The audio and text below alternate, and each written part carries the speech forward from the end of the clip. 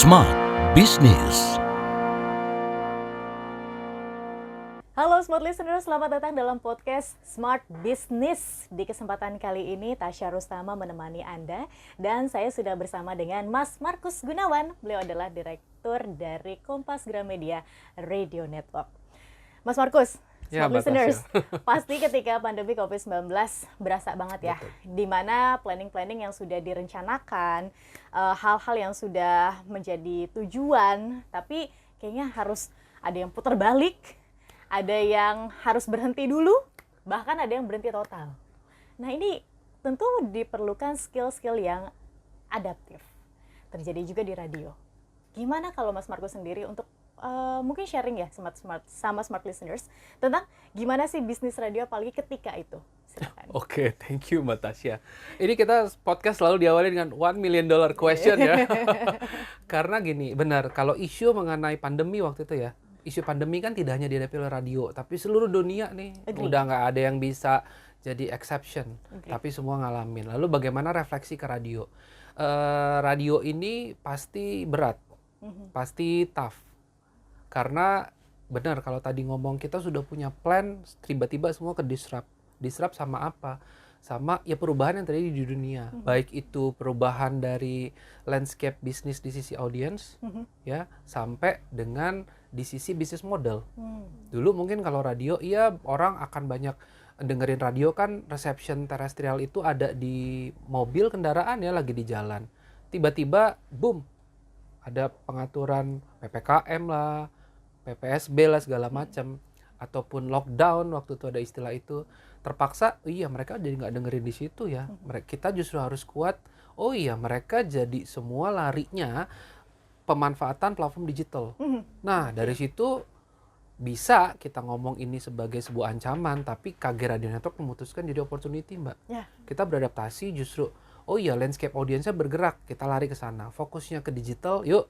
Berarti saatnya kita beradaptasi untuk mengamplify presence kita secara produk ada di digital. Oke. Ngomongin bisnis model sama. Dulu kan hanya mikir, oh ya budgetnya. Saya tiba-tiba ngomong budget nih. Karena ngomongin bisnis model kan bagaimana cara kita memonetize nih di sisi bisnis dari radio.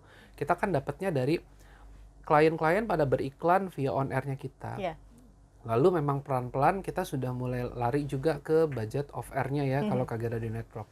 Tadi semua larinya ke digital.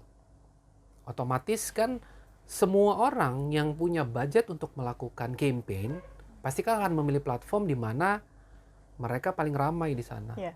Ya, crowd paling ramai di digital. Mau nggak mau memaksa KG Radio Network sama nih, tetap ngejaga revenue stream yang dari on air pun dari off air yang sebenarnya juga kena nih, karena kan orang udah nggak mungkin bikin event lagi ya waktu itu ya. Semua larinya ke digital. Bentuknya apa? Digital yang tadinya budget campaign di on air, kita taruh nih budget campaignnya di online. Ya salah satunya kita bangun dan terus develop. Kita punya website, sosial media kita perkuat, kanal-kanal YouTube, kalau kita boleh sebut video platform. Nah di luar itu bahkan yang beradaptasi di tadi nih kategorinya yang selama ini kita jadi punya services ke klien untuk melakukan kegiatan event off air. Oke. Kan nggak mungkin bikin event off air. Kita putar otak. Kita bisa bilang saat itu di industri radio kita bikin penawaran nih digital activation aja, tapi aktivitasnya tidak off air langsung ketemu, tapi via platform digital ataupun online. Salah satunya webinar. Kita bisa bilang di antara industri radio ini waktu itu kita cukup pioneer dan cukup fokus nih ngembangin ke arah sana. Karena kan tetap brand itu kan butuh dijembatani untuk berkomunikasi dengan target audiensnya. Nah kalau dulu nggak bisa ketemu langsung, via virtual dulu yuk gitu. Tapi di sisi lain ya selalu ada dua mata sisi atas segala kejadian. Either itu bad or good. Good side-nya ini kan seperti mendorong kita udah nggak jadi pilihan, tapi segera bertransformasi nih. Transformasi menuju digital, transformasi beradaptasi di sisi bisnis modelnya juga. Dan tadi mengajarkan kita untuk jadi bisnis yang agile, terus beradaptasi. Oke, baik. Ini kan merupakan sebuah langkah-langkah strategis yang tentu berbeda dan pastinya ini belum pernah dijajaki sebelumnya, begitu kan, new, baru. Gimana Mas Markus melihatnya sebagai orang yang ada di top level manajemen itu melihat bahwa oh opportunity-nya di sini loh, ini yang harus dilakukan, langkahnya ke sini, itu gimana melihatnya agar lebih peka begitu ya sebagai pebisnis? Oke, kalau ngelihat bagaimana caranya, ya tadi kita sebagai organisasi kan, sama organisasi juga harus mindful nih, sadar. Oh memang ada perubahan.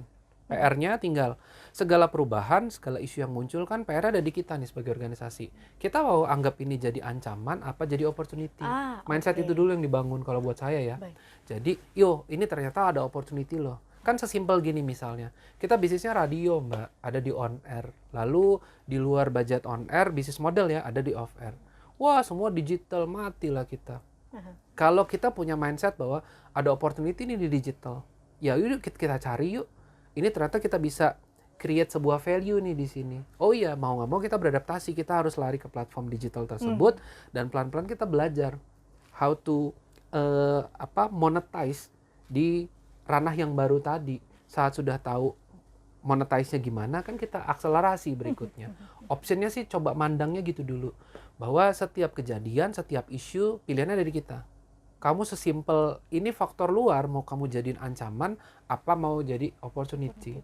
Mindset itu kali yang dibangun. Berikutnya kan dengan kita ngelihat ini jadi opportunity, PR-nya kan kalau ngelihat peluang kan pasti PR berikutnya adalah yuk kita kejar yuk peluangnya gitu. Kalau jadi ancaman kan sesimpel nggak bisa ngapa-ngapain lagi. Ini ancaman, ini jadinya keluhan kan. Mungkin cara ngelihatnya gitu. Mindset itu yang dibangun. Oke, baik.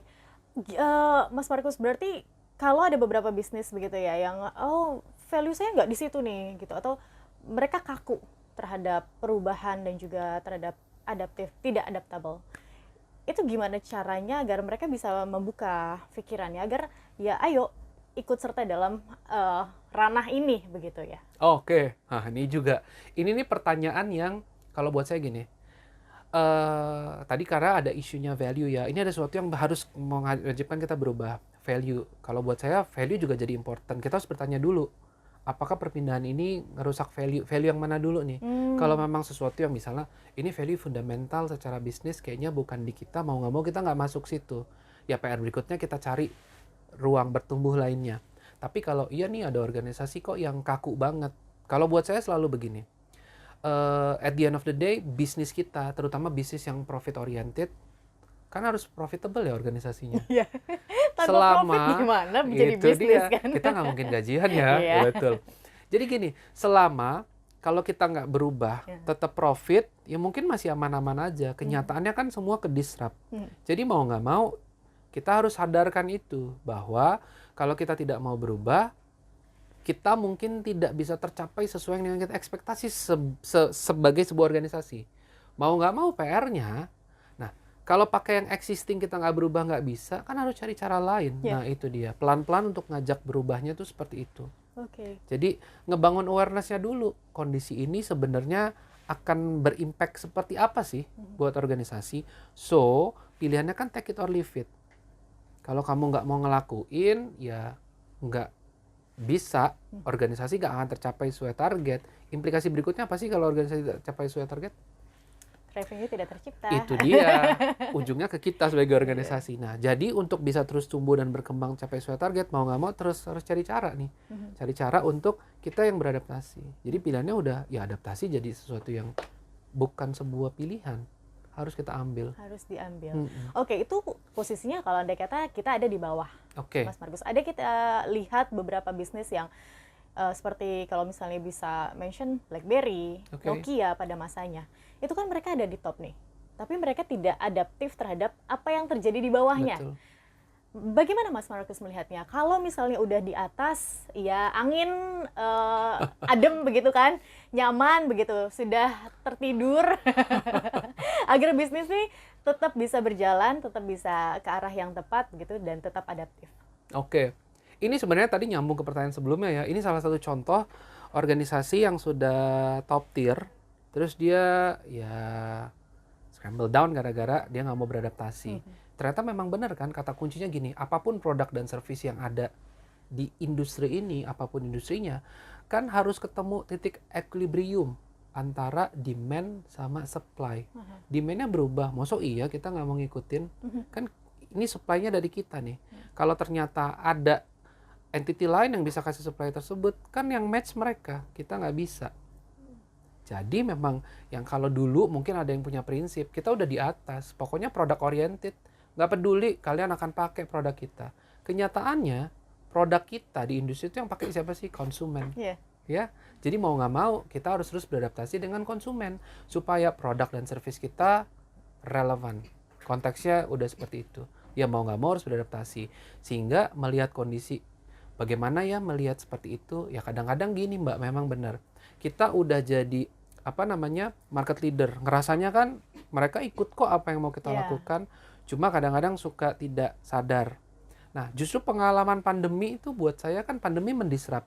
Orang saat terdisrupt, apa sih Mbak perasaannya? Resah, comfort zone-nya kegoyang, masih bisa nggak survive? Jangan-jangan mungkin kita di organisasi nih, saat justru tetap di atas, kita harus coba bikin yang namanya self-disrupt. Ya nggak? Self-disrupt tuh gini, oh ya kita semua masih, terus mikir lah kira-kira. Sebenarnya apa yang kita lakukan masih relevan nggak ya tahun depan? Kita harus bikin apa lagi ya? Bagaimana? What if game jadinya? Kalau ini begini kayaknya nggak kemakan deh. Kalau begini ada baru kayak apa deh.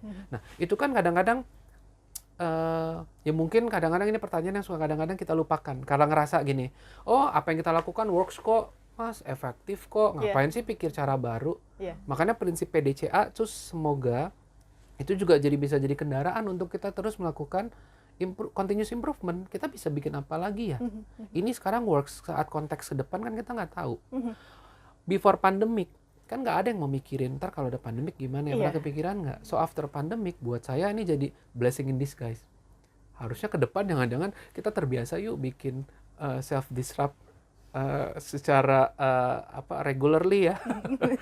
Ini masih relevan nggak kita siapin yang baru, dengan mekanisme PDCA itu kayaknya ya. Oke. Gitu sih kira-kira my thought. Siap. Sedikit Mas Markus, karena ini masih ada di pikiran saya begitu ya, tentang gimana kalau andai kata berarti perusahaan ini adaptif itu merupakan sebuah keniscayaan dan harus diambil. Terlalu adaptif apakah baik atau buruk? Maksudku terlalu banyak perubahan di dalam organisasi. Apa itu baik? Oke, kalau pertanyaannya Mbak Tasya ini saya kayaknya tidak bisa menjawab karena tergantung konteksnya nih. Kan ini kan sifatnya yang nggak tahu, entah itu bisa dibilang kondisi yang definisi terlalu adaptif tuh yang kayak apa sih? Definisi yang adaptif cukup tuh kayak apa sih? Karena buat saya setiap organisasi dan entity itu kan punya concern-nya sendiri-sendiri Mbak. Kalau saya sering bilang ada yang namanya SWOT matrix tuh kalau di strategy management. Strength, weakness, opportunity, dan threat.